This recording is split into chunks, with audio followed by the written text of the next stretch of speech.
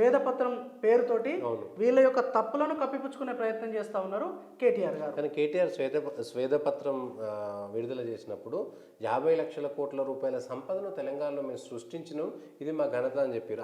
ఆ 50 లక్షల కోట్లు ఎక్కడ ఉన్నాయి? నీ లంక బిందెలన్నీ ఇక్కడ ఉన్నాయంట, ఫామ్ హౌస్లో, కేసీఆర్ ఫామ్ హౌస్లో ఉన్నాయంట. ఓకే. 50 లక్షల కోట్ల లంక బిందెల ఫామ్ హౌస్ ఉంది కాబట్టి 50 లక్షల కోట్ల సంపద సృష్టించారు అంటారు.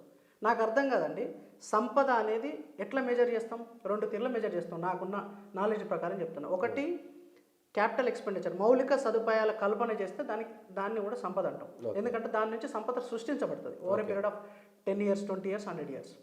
రెండవది జిఎస్డిపి, అంటే మనం చేసే ఉత్పాదకత, మనం ఇచ్చే సర్వీసెస్, మనం తయారు చేసే ప్రతిదీ కూడా ప్రొడక్షన్ అంతా కూడా జిఎస్డిపిలో కన్సిడర్ అవుతుంది. ఓకే. సో తెలంగాణ రాష్ట్రం యొక్క జిఎస్డిపి 13 లక్షల కోట్ల రూపాయల చిల్లర ఉంది.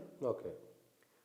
ఇక్కడ తెలంగాణ రాష్ట్రంలో మొత్తం ఇప్పటి వరకు 14 లక్షల కోట్ల రూపాయలు దాదాపుగా తెచ్చిన అప్పులు, పెట్టిన బడ్జెట్, రెవెన్యూ అంతా కలిపి 14 లక్షల కోట్ల రూపాయలు ఖర్చు పెట్టినాం. ఓకే.